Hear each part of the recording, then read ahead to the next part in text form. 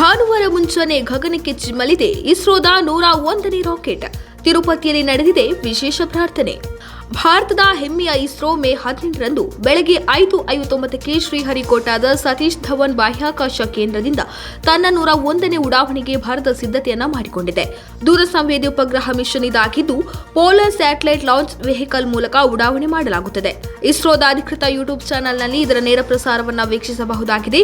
ಈ ಮಹತ್ವದ ಕಾರ್ಯಾಚರಣೆಯ ಹಿನ್ನೆಲೆಯಲ್ಲಿ ಇಸ್ರೋದ ಅಧ್ಯಕ್ಷ ವಿ ನಾರಾಯಣನ್ ಅವರು ಶುಕ್ರವಾರ ತಿರುಪತಿಗೆ ತೆರಳಿ ವಿಶೇಷ ಪೂಜೆ ನೆರವೇರಿಸಿ ಪ್ರಾರ್ಥನೆ ಸಲ್ಲಿಸಿದ್ದಾರೆ. ಬಳಿಕ ಸುದ್ದಿಗಾರರೊಂದಿಗೆ ಮಾತನಾಡಿದ ಅವರು 101ನೇ ಮಿಷನ್ ಇಸ್ರೋಗೆ ಪ್ರಮುಖ ಮೈಲಿಗಲ್ಲಾಗಿದೆ. ಇದು ಭಾರತದ ಎಲ್ಲಾ ಹವಾಮಾನ ಭೂವೀಕ್ಷಣಾ ಸಾಮರ್ಥ್ಯಗಳನ್ನು ಭದ್ರಪಡಿಸುತ್ತದೆ ಮತ್ತು ಬಾಹ್ಯಾಕಾಶ ಆಧಾರಿತ ಪರಿಹಾರಗಳಿಗೆ ದೇಶದ ಬದ್ಧತೆಯನ್ನು ಬಲಪಡಿಸುತ್ತದೆ ಎಂದಿದ್ದಾರೆ.